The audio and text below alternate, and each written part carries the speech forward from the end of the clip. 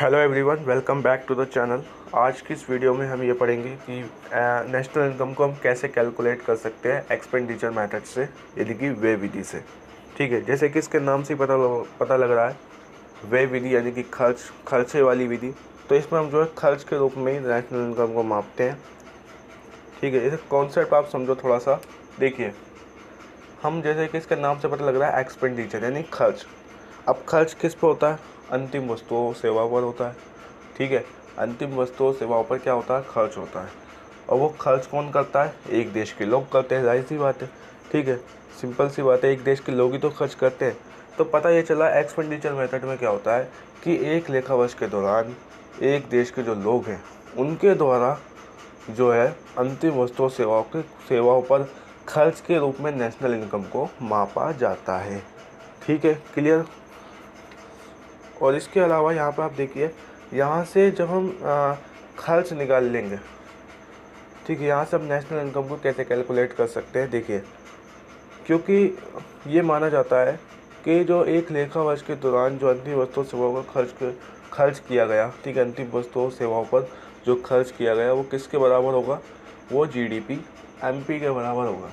और मैंने पिछली वीडियो में बताया वैल्यू एडिड मेथड में कि अगर हमारे पास जीडीपी एमपी है तो इसे हम एनएनपी एमसी में कन्वर्ट कर सकते हैं। ठीक है, उसके मेथड्स मैंने आपको बताए, लेकिन इस वीडियो में भी मैं आपको बताऊंगा, साथ ही साथ प्रैक्टिस के क्वेश्चन भी करवाने वाला हूँ।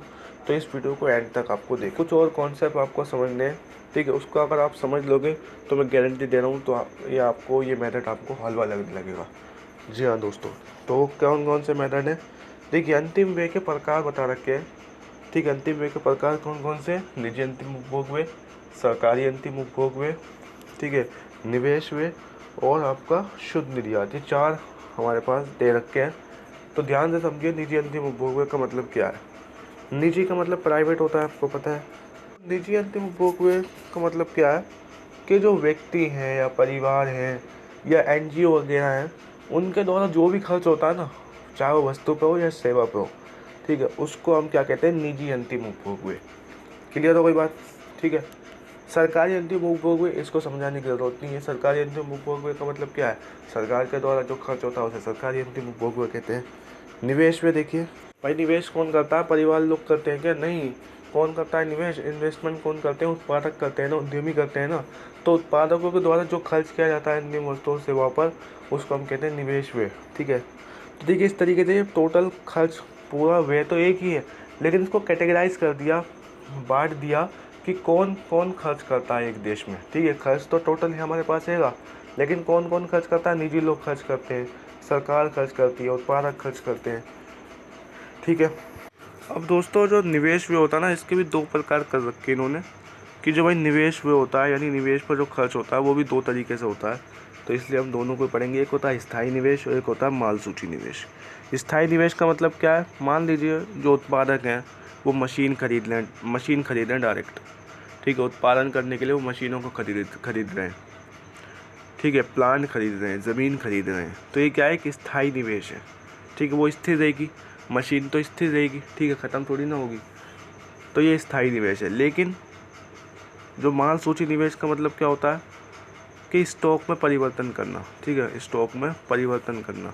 जैसे मान लीजिए कुछ माल, जैसे मान लीजिए उत्पादक जो होता है, जो भी चीज़ बनाता है, उत्पादक जो होता है, कोई भी वस्तु उनने बनाई, कोई भी उनने चीज़ें बनाई, लेकिन वो कुछ बिना बिकी रह गई। ठीक है, बिक नहीं पाई, तो जो बिना बिकी है वही हमारा माल सूची स्टॉक होता है। ठीक है, जो यानी बिना बिका हुआ माल होता है। ठीक है, तो उस पर भी इन्वेस्टमेंट होता है। तो ये दो तरीके से इन्वेस्टमेंट होते हैं, एक स्थायी निवेश और एक माल सूची निवेश। क्लियर? अब स्थायी निवेश को भी इन्होंने भाई 3 भागों में बांट रखा है। ठीक है, अब ध्यान से समझिए। व्यावसायिक स्थायी निवेश होता है, एक परिवारों द्वारा रिहायशी मकानों के निर्माण पर किया गया स्थायी निवेश होता है। सार्वजनिक स्थायी निवेश या सरकार द्वारा किया गया स्थायी निवेश होता है। तो ये सारे स्थायी निवेश हैं, और ये सारे स्थायी निवेश मिलकर जो है सकल घरेलू स्थायी निवेश बनते हैं। क्लियर हो गई बात? तो ये चीज़ें हैं, आपको कॉन्सेप्ट से, ठीक, ये पेपर में पूछा भी नहीं जाता, मैं आपको बता दूं। ठीक है, ये आपको बस समझ लेंगे चीज़ें। अब हम समझने वाले हैं कि हम कैसे कैलकुलेट करेंगे नेशनल इनकम को, किससे? एक्सपेंडिचर मेथड से। ठीक है, ये इम्पोर्टेंट है। ठीक है, इसको आपको समझते चलना है। तो देख सकते हैं आप। ठीक है, कुछ इस तरीके का फॉर्मूला बनने वाला है एक्सपेंडिचर मेथड का। जो भी हमने पढ़ा वही फॉर्मूला देखिए, निजी अंतिम उपभोग में शामिल होगा, प्लस सरकारी अंतिम उपभोग भी इसमें जोड़ेंगे, और व्यावसायिक स्थायी निवेश, ये वही है। देखिए, निवेश व्यय के जो 3 प्रकार थे। ठीक है, निवेश व्यय का जो स्थायी निवेश था ना, उसमें 3 प्रकार थे। ठीक है, व्यावसायिक स्थायी निवेश था, सरकारी स्थायी निवेश था, और परिवारों द्वारा जो निवेश था। ठीक है, तो इसको जब हम जोड़ देंगे, ये इसको हम जो है सकल घरेलू स्थायी निवेश भी कह सकते हैं। तीनों को मिला के, इन तीनों को मिलाकर हम सकल घरेलू स्थायी निवेश भी कह सकते हैं। लेकिन अगर हम अलग अलग करना चाहें तो अलग अलग कुछ इस तरीके से हम लिख सकते हैं इसे। ठीक है, डिपेंड करता है क्वेश्चन के ऊपर। कई बार क्वेश्चन में ये तीनों आ जाते हैं अलग अलग, या कई बार जो है ये एक साथ ही आ जाता है, सकल घरेलू स्थायी निवेश। ठीक है, फिर प्लस में हमें क्या करना है, माल सूची निवेश। ठीक है, प्लस में माल सूची निवेश करना है। और माल सूची निवेश में क्या है, स्टॉक में परिवर्तन। भाई सिंपल सी बात है, जब कोई भी माल है वो बिका नहीं तो क्या होगा, उस अंतिम स्टॉक को जो है प्रारंभिक स्टॉक में जोड़ देंगे। तो अंतिम स्टॉक माइनस प्रारंभिक स्टॉक, इस तरीके से स्टॉक में परिवर्तन निकलता है। फिर शुद्ध निर्यात। अब ये शुद्ध निर्यात कैसे निकलता है, जितने हमने निर्यात किए उसमें से हम आयात को घटा दें तो हमारा शुद्ध निर्यात निकल कर आ जाता है। तो अब जब इन सबको हम जोड़ देंगे, ठीक है, तो हमारे पास क्या निकल कर आ जाएगा, GDP-MP। और GDP-MP जब हमारे पास निकल कर आ जाएगा तो हम एक्सपेंडिचर मेथड से इसको सॉल्व कर सकते हैं। जैसे GDP-MP आ गया हमारे पास, तो मूल्य ह्रास घटा दो, NDP-MP बन जाएगा। फिर शुद्ध अप्रत्यक्ष कर घटा दो तो हमारे पास NDP-FC बन जाएगा। और विदेशों से प्राप्त शुद्ध कारक आय जोड़ दोगे तो NNP-FC बन जाएगा। क्लियर हो गई बात? तो कुछ ज़्यादा मुश्किल है भी नहीं। ठीक है, समझ में आ गई बात कैसे? एक बार और देखिए, चार्ट मैंने आपके लिए बना रखा है। ठीक है, इसको भी आप देख सकते हो कि देखिए, निजी अंतिम उपभोग व्यय होगा, सरकारी अंतिम उपभोग व्यय होगा, प्लस कर देना है। फिर प्लस में देखिए, प्लस में क्या लिखना है हमें, सकल घरेलू पूंजी निर्माण, सकल घरेलू पूंजी निर्माण। देखिए, यहाँ पर आपको ये भी समझना है, कई बार क्या होता है, जैसे मैंने अभी आपको बताया कि जो व्यवसायिक स्थायी निवेश है, ठीक है, और आपका सरकारी स्थायी निवेश है परिवारों द्वारा, इनको हम जो है कई बार जो है एक साथ अगर हमें लिखना होता तो हम क्या लिख देते हैं, सकल घरेलू स्थायी निवेश। लेकिन कई बार क्या होता है, ये जो स्टॉक में परिवर्तन है, कई बार हम इसको भी इसमें जोड़ना चाहते हैं। तो ध्यान रखना, जब भी हम इसको इसमें जोड़ना चाहेंगे तो इसका नाम क्या बन जाएगा, सकल घरेलू पूंजी निर्माण। ठीक है, पहले क्या था, सकल घरेलू स्थायी पूंजी निर्माण।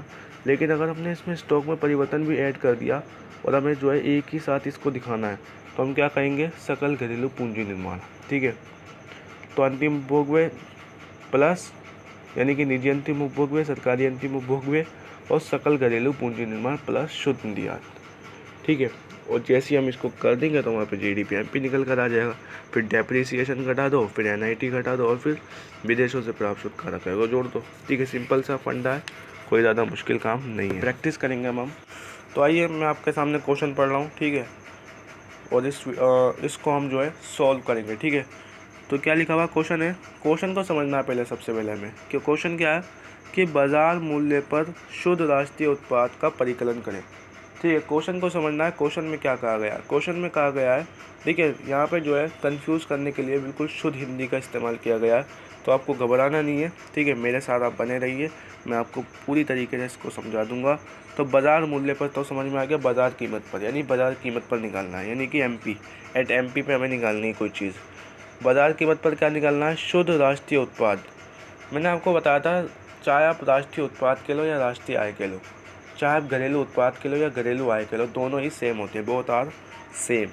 ठीक है, तो बाजार कीमत पर अगर हमें शुद्ध राष्ट्रीय उत्पाद निकालना है तो सिंपल सी बात है, हमें क्या निकालना है, हमें बाजार कीमत पर शुद्ध राष्ट्रीय आय, यानी कि NNP-MP। ठीक है, ये निकालनी है ना।